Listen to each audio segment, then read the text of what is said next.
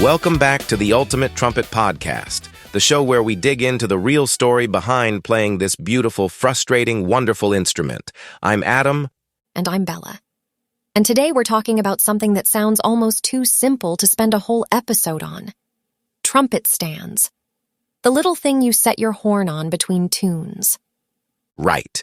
And if your first reaction is, wait, a whole episode on stands, stick with us because this one's based on a brand new article over at trumpetstudio.com by Michael Droste, and it completely flips the way most players think about this. It really does. Because here's the thing, Adam. Michael's whole brand is built on telling you what gear you don't need. Heavy caps, trim kits, miracle mouthpieces. He's the guy who says, put it down and go practice. He is. So when Droste writes an article that says, actually, buy this one, you pay attention. A trumpet stand is one of the very few accessories he genuinely endorses. And the way he gets there is so good, because he doesn't start with the stand. He starts with the danger, and the danger isn't the stand at all. It's the chair. The chair. The folding chair, the open case, the floor right next to your feet. Michael's point is that the single most dangerous place your trumpet can possibly be is exactly where most players put it when they set it down. And when you actually think about it, the logic is airtight. A trumpet is round. The bell is round. The valve casing is round. The whole thing is basically engineered to roll. So you balance it on a folding chair, somebody bumps the chair, a door slams and makes a draft. Your stand partner squeezes past in a tight pit. And it's on the floor. It's on the floor. Droste tells this story in the article about watching a $4,000 professional horn slide off a padded chair in slow motion, 3 people lunging for it, and all 3 of them missing. Oof! And the bell crease that horn picked up never fully came out. And that's the reframe that makes the whole article work, I think. Because the most common objection to stands is, A, it's just one more thing to knock over. And Michael's answer is, you already have something to knock over. It's your horn. Right now, it's sitting on a chair with no base and nothing stopping it from rolling. A stand doesn't add a risk. It replaces a high-risk resting spot with a low-risk one. That's the whole argument. That's the whole argument. Okay.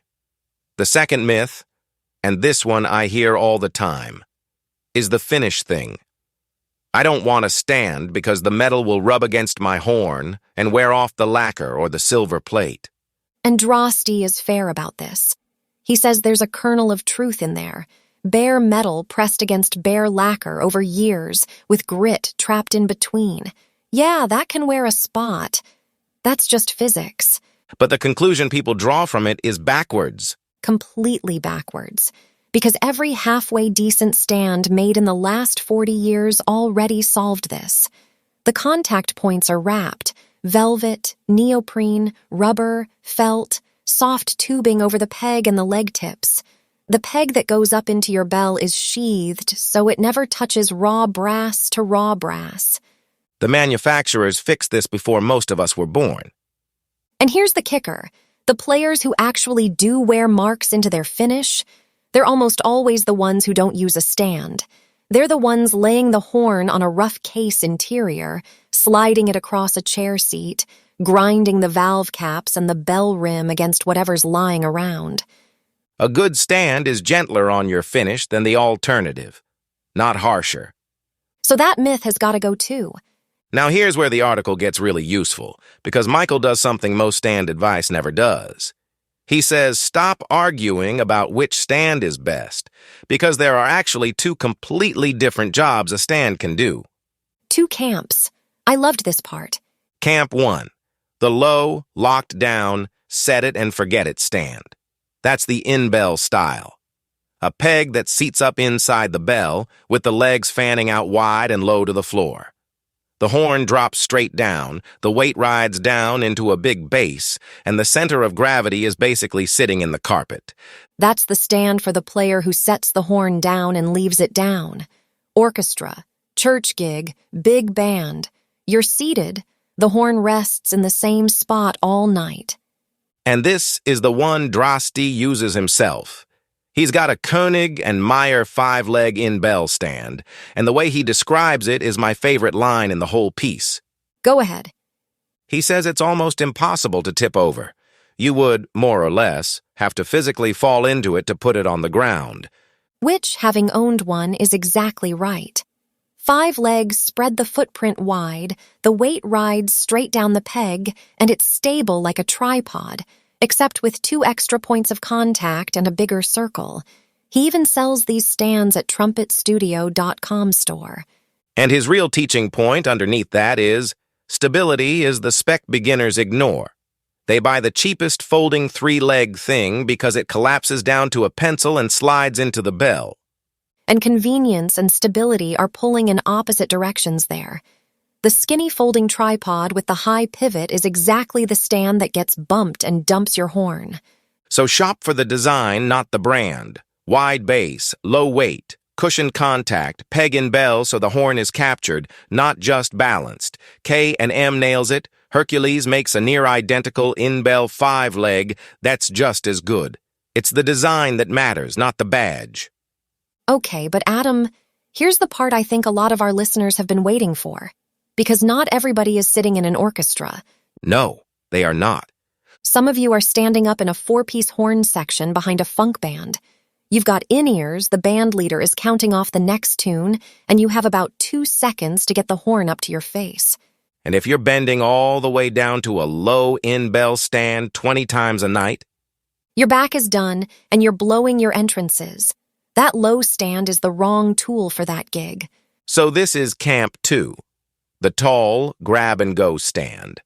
And the one Droste points to here is the upright Hercules. The single horn model and the triple both ride on a central column with a height adjustment lever so you can set the peg way up at standing height. Grab and go. No bending, no fumbling for it down by your ankles. The swivel legs are made to fold around other gear on a packed stage, and the pegs are velvet covered so your finish is protected. And the triple is the real gem for a working player. It holds 2 trumpets and a flugelhorn on one bass. Which is the doubler's dream. If you're jumping from B-flat trumpet to flugel in the middle of a set, both horns are standing right there at face height, ready to go. No scrambling, no setting one down on a chair while you grab the other. So that's a genuinely different design for a genuinely different problem. The in-bell stand says, I'll keep your horn safe and out of the way until you need it. The tall Hercules says, I'll keep your horn up at face height so you can grab it on the downbeat. And Droste is honest about the trade-off, which I appreciate. A horn standing up at chest height on a column is more exposed than one sitting low to the floor. Higher center of gravity, more leverage if something hits it. So the tall stand just asks for a little more awareness about where you plant it. But on a roomy stage with a standing horn section and fast section work, the speed it buys you is worth way more than the little bit of stability you give up. Pick the camp that matches how you actually play.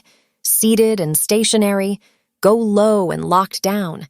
Standing and grabbing the horn all night, go tall and grab and go. Now, Michael doesn't let stands off the hook completely, and I love that he keeps it honest. A stand is only as good as the floor it's on.